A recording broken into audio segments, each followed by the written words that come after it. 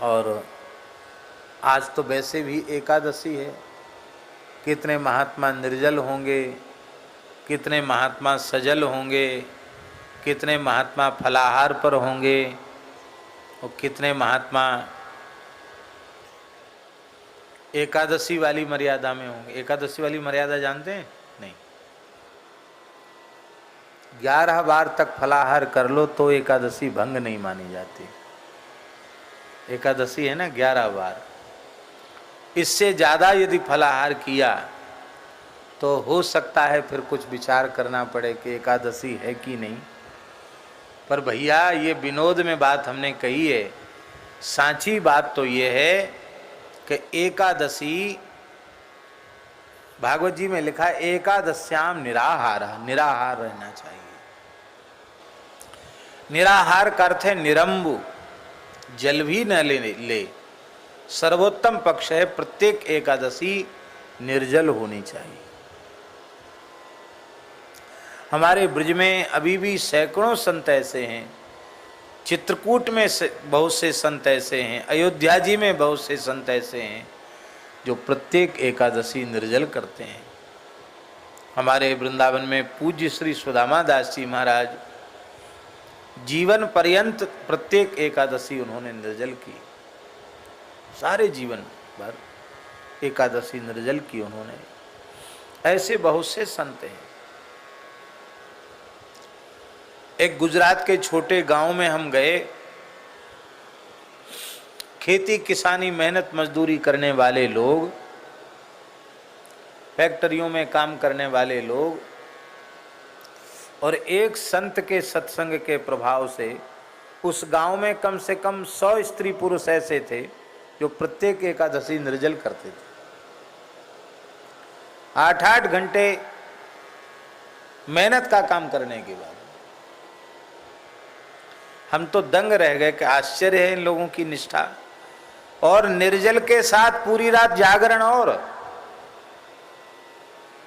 गुरुजी नाम के संत उनके पास कीर्तन पूरी रात का, अखंड कीर्तन। ये वो संभव न हो सके तो जल पीकर एकादशी किया जाए।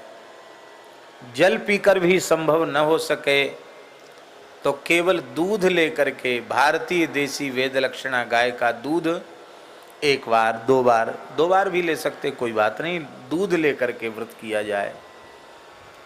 इतना भी संभव न हो तो फल खा करके व्रत करना चाहिए। फल ले ले, पर फलाहार के नाम पर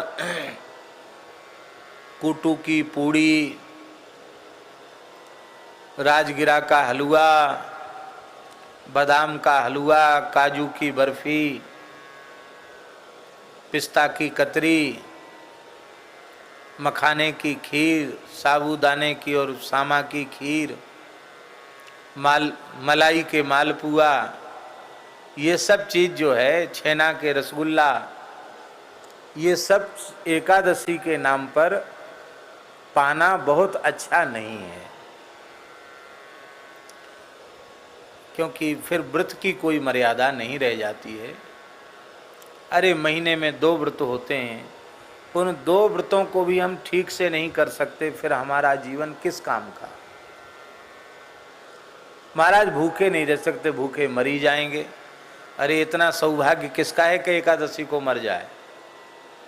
कथनचित भूख के मारे प्राण ही निकल जाएं एकादशी को, तो इससे बड़ा सौभाग्य और क्या होगा। कहते एकादशी को भगवान के बैकुंठ के, गोलोक के, साकेत के फाटक खोले रहते हैं, सीधे जाएंगे। बहुत अच्छी बात है, इससे बढ़िया और क्या होगा। इस निश्चय के साथ श्रद्धा पूर्वक एकादशी करनी चाहिए। तुलसी निष्ठा, एकादशी निष्ठा और नाम निष्ठा, ये 3 निष्ठाएं वैष्णव ग्रंथों में बहुत विशेष रूप में वर्णित हैं। इनको श्रद्धा पूर्वक पालन करने वाले फिर से लौटकर संसार में नहीं आते हैं, पुनः किसी माता के गर्भ में उन्हें नहीं जाना पड़ता है। इसलिए निरंतर नाम जप, तुलसी लगाना, तुलसी सींचना, तुलसी भगवान को चढ़ाना, तुलसी से भगवान का अर्चन करना, तुलसी धारण करना, ये तुलसी निष्ठा और नियम पूर्वक निष्ठा पूर्वक एकादशी व्रत करना, ये तीन कोई करे तो निश्चित उसका परम कल्याण होता है। आप लोग कहेंगे कि जब आप ऐसा प्रवचन कर रहे हो तो आपने यहाँ फलाहार क्यों बनाया? अभी आप लोगों ने किया नहीं ना, फलाहार करेंगे अभी आप लोग। बढ़िया बढ़िया, पता नहीं क्या क्या बना, हमें तो पता भी नहीं क्या बना है फलाहार में। आम रस बना है, वाह क्या कहना।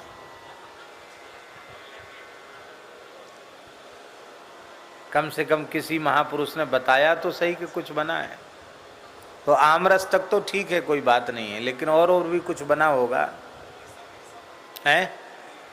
पूड़ी भी बनी है, खीर भी बनी होगी, और भी बहुत कुछ बना होगा। तो ये इसलिए बनाया गया है कि कहीं आप लोग मन में न कहें कि महाराज तो भूखे मर ही रहे हैं और हमें और भूखों मार रहे हैं। भैया हम तो पानी पी के एकादशी कर रहे हैं।